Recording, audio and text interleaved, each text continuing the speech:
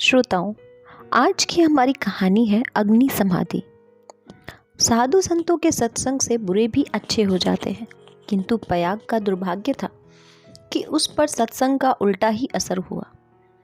उसे गाजे, चरस और भंग का चस्का पड़ गया, जिसका फल यह हुआ कि एक मेहनती उद्यमशील युवक आलस्य का उपासक बन बैठा। जीवन संग्राम में यह आनंद कहाँ। किसी वटवृक्ष के नीचे धुनी जल रही है, एक जटाधारी महात्मा विराज रहे हैं, भक्तजन उन्हें घेरे बैठे हुए हैं और तिल तिल पर चरस के दम लग रहे हैं। बीच बीच में भजन भी हो जाते हैं। मजूरी धातुरी में यह स्वर्ग सुख कहाँ। चिलम भरना पयाग का काम था।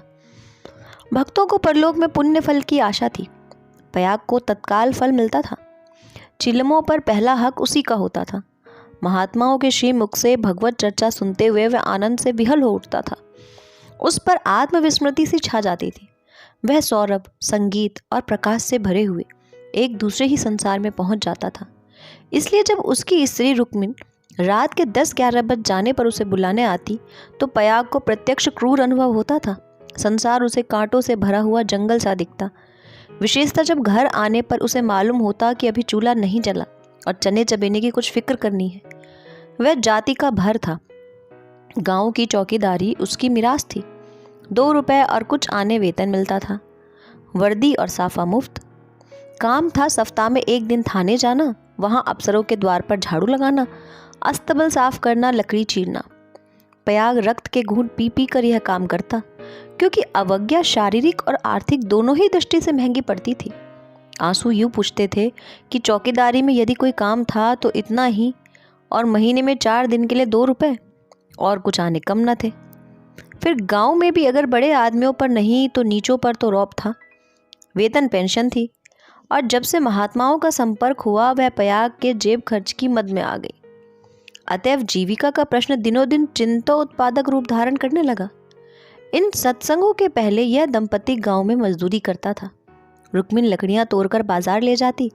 पयाग कभी आरा चलाता, कभी हल जोतता, कभी पुर हाँकता। जो काम सामने आए उसमें जुट जाता था। हंसमुख, श्रमशील, विनोदी, निर्द्वंद आदमी था, और ऐसा आदमी कभी भूखो नहीं मरता। उस पर नम्र इतना कि किसी काम के लिए भी नहीं ना करता। किसी ने कुछ कहा और वह अच्छा भैया कहकर दौड़ा, इसलिए उसका गांव में मान था। इसी की बदौलत निरुद्यम होने पर भी 2-3 साल उसे अधिक कष्ट न हुआ। दोनों जून की बात ही क्या थी, जब महतों को यह रिद्धि न प्राप्त थी, जिनके द्वारा बैलों की 3-3 जोड़ियां बंधाती थी। तो पयाग किस गिनती में था। हाँ, 1 जून की दाल रोटी में संदेह न था, परंतु अब यह समस्या दिन पर दिन विषमतर होती जाती थी। उस पर विपत्ति यह थी कि रुक्मिन ने अब किसी कारण से उसकी प्रतिप्रणायता उतनी सेवाशील, उतनी तत्पर न थी। नहीं, उतनी प्रगल्भता और वाचालता में आश्चर्यजनक विकास होता जाता था। अतः पयाग को किसी ऐसी सिद्धि की आवश्यकता थी जो उसे जीविका की चिंता से मुक्त कर दे और वह निश्चित होकर भगवत भजन और साधु सेवा में प्रवृत्त हो जाए। एक दिन रुक्मिन बाजार में लकड़ियां बेचकर लौटी तो पयाग ने कहा, ला कुछ पैसे मुझे दे दे, दम लगाऊं। रुक्मिन ने मुंह फेर कर कहा, दम लगाने की ऐसी चाट है तो काम क्यों नहीं करते। क्या आजकल कोई बाबा नहीं है, जाकर चिलम भरो। पयाग ने त्योरी चढ़ाकर कहा, भला चाहती है तो पैसा दे दे, नहीं तो इस तरह तंग करेगी तो एक दिन कहीं चला जाऊंगा, तब रोएगी। रुक्मिन अंगूठा दिखाकर बोली, रोए मेरी बला, तुम रहते ही हो तो कौन सोने का कौर खिला देते हो। अब भी छाती फाड़ती हूँ, तब भी छाती फाड़ूंगी। तो अब यही फैसला है। हाँ हाँ, कह तो दिया मेरे पास पैसे नहीं है। गहने बनवाने के लिए पैसे हैं, और मैं 4 पैसे मांगता हूँ तो यूं जवाब देती है। रुक्मिन भी तिनक कर बोली, गहने बनवाती हूँ तो तुम्हारी छाती क्यों फटती है। तुमने तो पीतल का छल्ला भी नहीं बनवाया, या इतना भी नहीं देखा जाता। पयाग उस दिन घर ना आया। रात के 9 बज गए। तब रुक्मिन ने किवाड़ बंद कर लिए। समझी गांव में कहीं छिपा बैठा होगा। समझता होगा मुझे मनाने आएगी, मेरी बला जाती है। जब दूसरे दिन भी पयाग ना आया तो रुक्मिन को चिंता हुई। गांव भर छान आई, चिड़ियाँ किसी भी डाल पर ना मिली। उस दिन उसने रसोई नहीं बनाई। रात को लेटी भी तो बहुत देर तक आंख न लगी। शंका हो रही थी, पयाग सचमुच तो विरक्त नहीं हो गया।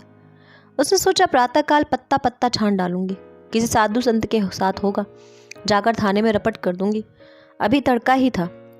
रुक्मिन थाने में चलने को तैयार हो गई। किवाड़ बंद करके निकली ही थी कि पयाग आता हुआ दिखाई दिया, पर वह अकेला ना था। उसके पीछे पीछे एक स्त्री भी थी। उसकी छीट की सारी रंगी हुई चादर, लंबा घूंघट और शर्मीली चाल देखकर रुक्मिन का कलेजा धक से हो गया।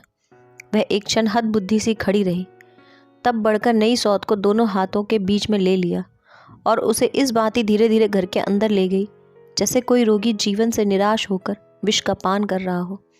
जब पड़ोसियों की भीड़ छट गई तो रुक्मिन ने पयाग से पूछा, इसे कहाँ से लाए हो?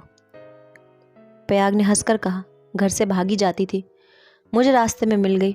घर का काम धंधा करेगी, पड़ी रहेगी। मालूम होता है मुझसे तुम्हारा जी भर गया। पयाग ने तिरछी चितवनों से देखकर कहा, दुत पगली, इसे तेरी सेवा टहल के लिए लाया हूँ। नई के आगे पुरानी को कौन पूछता है। चल, मन जिससे मिले वही नई, मन जिससे ना मिले वही पुरानी। ला, कुछ पैसा हो तो दे दे, 3 दिन से दम नहीं लगाया, पैर सीधे नहीं पड़ते। हाँ देख, 2-4 दिन इस बेचारी को खिला पिला दे, फिर तो आप ही काम करने लगेगी। रुक्मिन ने पूरा पैसा लाकर पयाग के हाथ में रख दिया। दूसरी बार कहने की ज़रूरत ना पड़ी।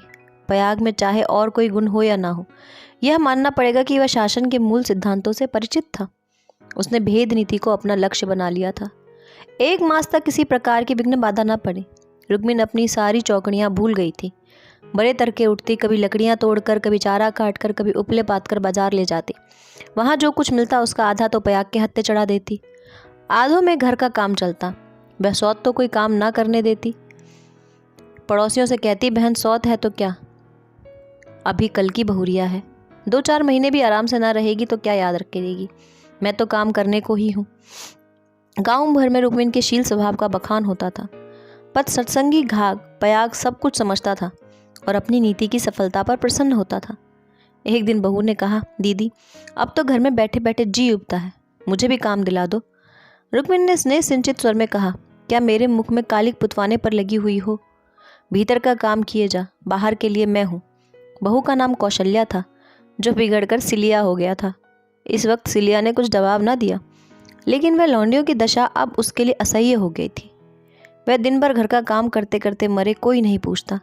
रुक्मिन बाहर से 4 पैसे लाती तो घर की मालकिन बनी हुई है। अब सिलिया भी मजबूरी करेगी और मालकिन का घमंड तोड़ देगी। पयाग पैसों का यार है, यह बात उससे अब छिपी न थी। जब रुक्मिन चारा लेकर बाजार चली गई तो उसने घर की टट्टी लगाई और गांव का रंग ढंग देखने के लिए निकल पड़ी। गांव में ब्राह्मण, ठाकुर, कायस्थ, बनिए सभी थे। सिलिया ने शील और संकोच का कुछ ऐसा स्वांग रचा कि सभी स्त्रियां उस पर मुग्ध हो गई। किसी ने चावल दिया, किसी ने दाल, किसी ने कुछ। नई बहू की आवभगत कौन न करता। पहले ही दौरे में सिलिया को मालूम हो गया कि गांव में पिसनहारी का स्थान खाली है और वह इसी कमी को पूरा कर सकती है। वह यहाँ से घर लौटी तो उसके सिर पर गेहूं से भरी हुई एक टोकरी थी। पयाग ने पहर रात ही चक्की से आवाज़ सुनी तो रुक्मिन से बोला, आज तो सिलिया अभी से पीसने लगी। रुक्मिन बाजार से आटा लाई थी। अनाज और आटे के भाव में विशेष अंतर न था। उसे आश्चर्य हुआ कि सिलिया इतने सवेरे क्या पीस रही है। उठकर कोठरी में आई तो देखा सिलिया अंधेरे में बैठी कुछ पीस रही है। उसने जाकर उसका हाथ पकड़ लिया और टोकरी को उठाकर बोली, तुझसे किसने पीसने को कहा? किसका अनाज पीस रही है? सिलिया ने निसंग होकर कहा, तुम जाकर आराम से सोती क्यों नहीं? मैं पीसती हूँ तो तुम्हारा क्या बिगड़ता है? चक्की की घुमुर घुमुर भी नहीं सही जाती। लाओ टोकरी दे दो, बैठे बैठे कब तक खाऊंगी? 2 महीने तो हो गए हैं। मैंने तो तुझसे नहीं कहा कुछ भी। तुम कहो चाहे ना कहो, अपना धर्म भी तो कुछ है। तू अभी यहाँ के आदमियों को नहीं जानती। आटा तो पिसाते सबको अच्छा लगता है, पैसे देते रोते हैं किसका गेहूँ है। मैं सवेरे उसके सिर पर पटक आऊँगी। सिलिया ने रुक्मिन के हाथ से टोकरी छीन ली और बोली, पैसे क्यों ना देंगे? कुछ बेकार करती हूँ क्या? तू ना मानेगी, तुम्हारी लौंडी बनकर तो ना रहूँगी। यह तकरार सुनकर पयाग भी आ पहुँचा और रुक्मिन से बोला, काम करती है तो करने क्यों नहीं देती? अब क्या जन्म भर बहुरिया ही बनी रहेगी? हो गए 2 महीने, तुम क्या जानो, नाक तो मेरी कटेगी। सिलिया बोल उठी, तो क्या कोई बैठे बैठे खिलाता है? चौका, बर्तन, झाड़ू, रोटी, पानी, पीसना, कूटना यह कौन करता है? पानी खींचते खींचते मेरे हाथों में गट्ठे पड़ गए हैं, मुझसे अब सारा काम ना होगा। पयाग ने कहा, तो तू ही बाजार जाया कर, घर का काम रहने दे, रुक्मिन कर लेगी। रुक्मिन ने आपत्ति की, ऐसी बात मुँह से निकलते लाज नहीं आती? 3 दिन की बहुरिया बाजार में घूमेगी तो संसार क्या कहेगा? सिलिया ने आग्रह करके कहा, संसार क्या कहेगा या कोई ऐब करने जाती हूँ? सिलिया की डिग्री हो गई, आधिपत्य रुक्मिन के हाथ से निकल गया। सिलिया की अमलदारी हो गई। जवान औरत थी, गेहूं पीस कर उठी तो औरों के हाथ साथ घास छीलने चली गई और इतनी घास छीली कि सब दंग रह गई। गट्ठा उठाए न उठता था। जिन पुरुषों को घास छीलने का बड़ा अभ्यास था उनसे भी उसने बाजी मार ली थी। यह गट्ठा 12 आने का बिका। सिलिया ने आटा, चावल, दाल, तेल, नमक, तरकारी, मसाला सब कुछ लिया और 4 आने बचा भी लिए। रुक्मिन ने समझ रखा था कि सिलिया बाजार से 2-4 आने पैसे लेकर लौटेगी तो उसे डांटूंगी और दूसरे दिन से फिर बाजार जाने लगूंगी, फिर मेरा राज्य हो जाएगा। मगर यह सामान देखे तो आंखें खुल गई। पयाग खाने बैठा तो मसालेदार तरकारी का बखान करने लगा।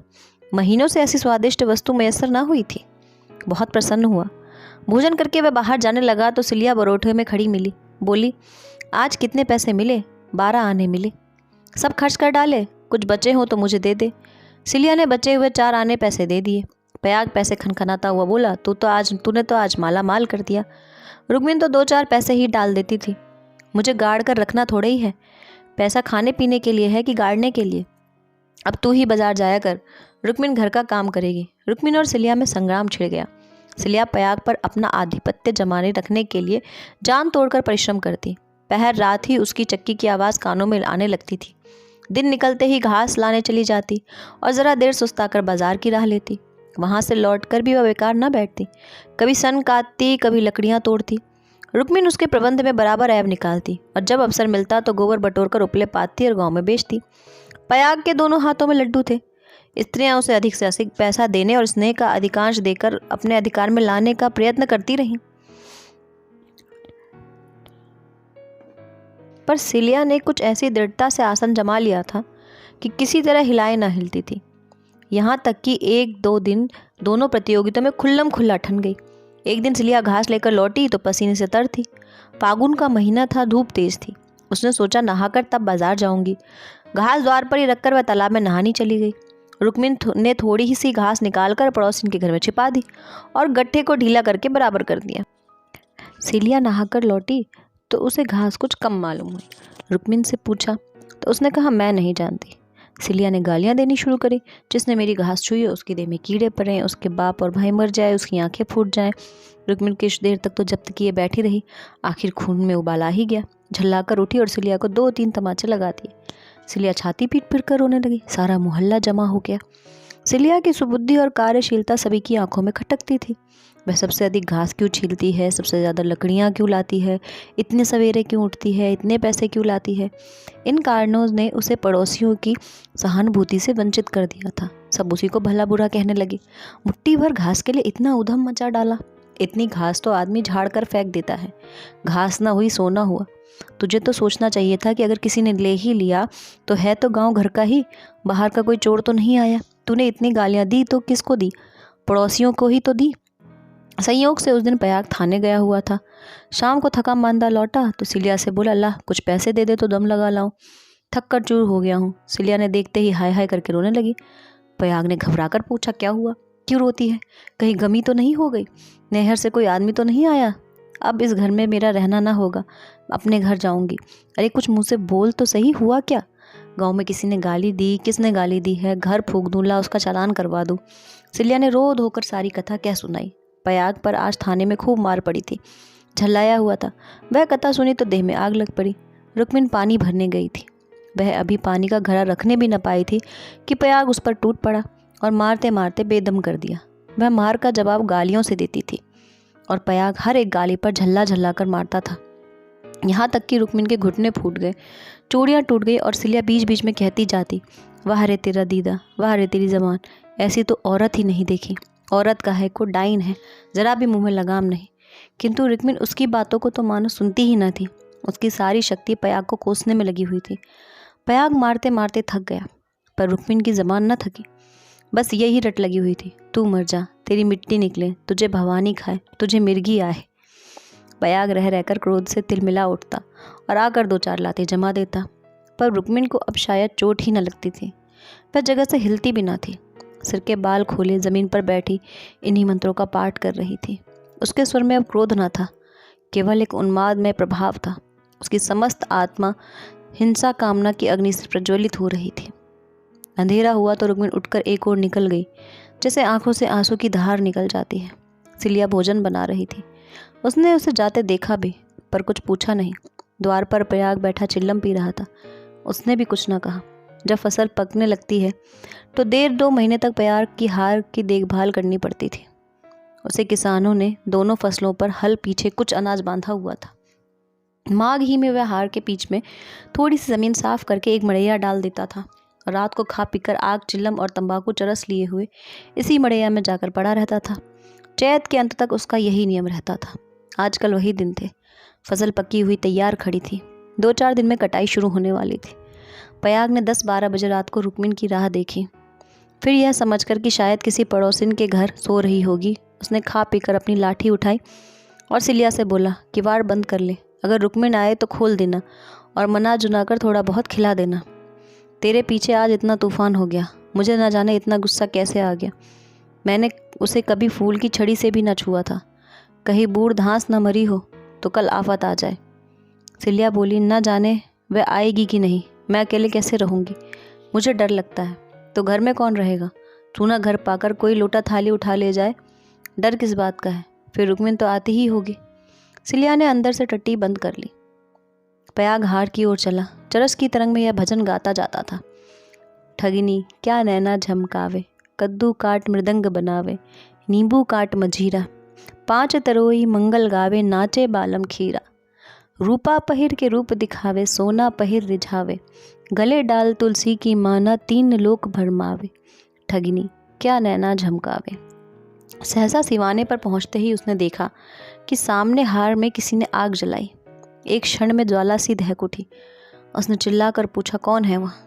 अरे यह कौन आग जलाता है? ऊपर उठती ज्वालाओं ने अपनी आग्नेय जीवा से उत्तर दिया। अब पया को मालूम हुआ कि उसकी मड़ैया में आग लगी हुई है। उसकी छाती धड़कने लगी। इस मड़ैया में आग लगना रुई के ढेर में आग लगना था। हवा चल रही थी। मड़ैया के चारों ओर एक हाथ हट पर पकी हुई फसल की चादरें बिछी हुई थी। रात भर में भी उनका रंग सुनहरा रंग झलक रहा था। आग की एक लपट, केवल एक जरा सी चिंगारी सारे हाड़ को भस्म कर देगी। सारा गांव तबाह हो जाएगा। इसी हाड़ से मिले हुए दूसरे गांव के हाड़ भी हैं, वे भी जल उठेंगे। ओह, लपटें बढ़ती जा रही हैं। अब विलंब करने का समय ना था। प्रयाग ने अपना उपला और चिलम वहीं पटक दिया और कंधों पर लोहबंद लाठी रखकर बेतहाशा मड़ैया की तरफ दौड़ा। मेड़ों से जाने में चक्कर था, इसलिए वह खेतों में से होकर भाग रहा था। प्रतिक्षण ज्वाला प्रचंडतर होती जा रही थी और प्रयाग के पांव और तेजी से उठ रहे थे। कोई तेज घोड़ा भी इस वक्त उसे ना पा सकता था। अपनी तेजी उसे उस समय आश्चर्य हो रहा था। जान पड़ता था पांव भूमि पर पड़ते ही नहीं। उसकी आंखें मड़ैया पर लगी हुई थी। दाहिने बाहिने कुछ नहीं सोचता था। इसी एकाग्रता में उसके पैरों पर पड़ लगा दिए। न दम फूलता था, न पांव थकते थे। 3-4 फरलांग उसने 2 मिनट में तय कर लिए और मड़ैया के पास जा पहुंचा। मड़ैया के आसपास कोई न था। किसने यह कर्म किया, यह सोचने का मौका न था। उसे खोजने की बात तो और ही थी।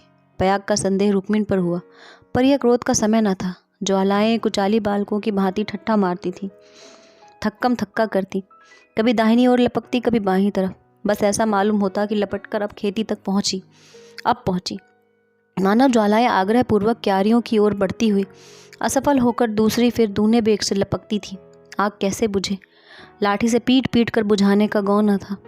वह तो निरी मूर्खता थी। फिर क्या हुआ? फसल जल गई तो फिर वह किसी को मुंह न दिखा सकेगा। गांव में कोहराम मच जाएगा, सर्वनाश हो जाएगा। उसने ज़्यादा नहीं सोचा। गवारों को सोचना नहीं आता। प्रयाग ने लाठी संभाली और जोर से एक छलांग मारकर आग के अंदर मड़ैया के द्वार पर जा पहुंचा। जलती हुई मड़ैया को अपनी लाठी पर उठाया और सिर पर लिए सबसे चौड़ी मेड़ पर गांव की तरफ भागा। ऐसे जान पड़ा मानो कोई अग्नियान हवा में उड़ता चला जा रहा हो।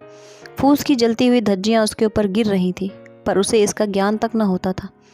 एक बार एक मुठा अलग होकर उसके हाथ पर गिर पड़ता, सारा हाथ भुन जाता, पर उसके पांव पल भर भी नहीं रुके। हाथों में ज़रा भी हिचक न हुई। हाथों का हिलना खेती का तबाह होना था। प्रयाग की ओर से अब कोई शंका न थी, मगर भय था यही कि मड़ैया का वह केंद्र भाग जहाँ लाठी का कुंदा डालकर प्रयाग ने उसे उठाया था, वह न जल जाए, क्योंकि छेद के फैलते ही मड़ैया उसके ऊपर आ गिरेगी और अग्नि समाधि में मग्न कर देगी। प्रयाग यह जानता था और हवा की चाल से उड़ा चला जाता था। 4 फलांग की दौड़ है। मृत्यु अग्नि का रूप धारण किए हुए प्रयाग के सर पर खेल रही है और गांव की फसल पर। उसकी दौड़ में इतना आवेग है कि ज्वालाओं का मुंह पीछे को फिर गया और उसकी दाहक शक्ति का अधिकांश वायु से लड़ने में लग रहा है। नहीं तो अब तक बीच में आग पहुंच गई होती और हाहाकार मच गया होता। एक फरलांग तो निकल गया। पयाग की हिम्मत ने हार नहीं मानी। वह दूसरा फरलांग भी पूरा हो गया। देखना पयाग, 2 फरलांग की और कसर है। पाँव जरा भी सुस्त ना हो। ज्वाला लाठी के कुंदे पर पहुंची और तुम्हारे जीवन का अंत। मरने के बाद भी तुम्हें गालियां मिलेंगी। तुम अनंत काल तक आहों की आग में जलते रहोगे। बस 1 मिनट और। केवल 2 खेत और रह गए। सर्वनाश, लाठी का कुंदा निकल गया। मरैया नीचे खिसक रही है। अब कोई आशा नहीं। पयाग प्राण छोड़कर दौड़ रहा है और वह किनारे पर खेत आ पहुंचा। अब केवल 2 सेकंड का और मामला है। विजय का द्वार सामने 20 हाथ पर खड़ा स्वागत कर रहा है। उधर स्वर्ग है, इधर नर्क। मगर वह मरैया घिसकती हुई प्रयाग के सिर पर आ पहुंची। वह अब भी उसे फेंक कर अपनी जान बचा सकता है, पर वह प्राणों का मोह नहीं। वह उस जलती हुई आग को सिर पर लिए भागा जा रहा है। वहां उसके पांव लड़खड़ाए। अब यह क्रूर अग्नि लीला नहीं देखी जाती। एकाएक एक स्त्री सामने के वृक्ष से नीचे दौड़ती हुई प्रयाग के पास पहुंची। वह रुक्मिन थी।